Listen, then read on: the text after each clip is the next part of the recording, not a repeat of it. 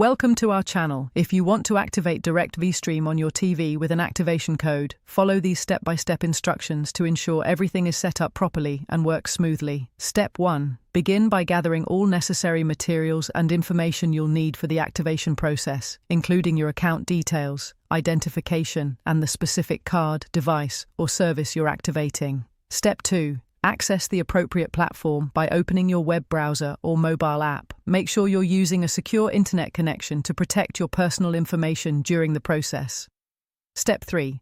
Locate the activation section within the platform. This is typically found in your account settings under a menu labeled Activate, Register, or Get Started. Look for clear instructions or prompts. Step 4. Enter all required information accurately, including card numbers, serial codes, or account credentials.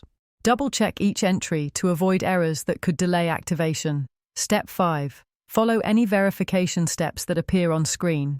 This may include receiving a confirmation code via text message or email, which you'll need to enter to proceed with activation.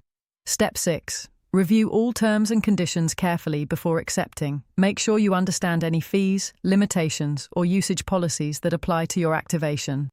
Step 7. Complete the activation by clicking the final confirmation button. You should receive an on-screen message indicating successful.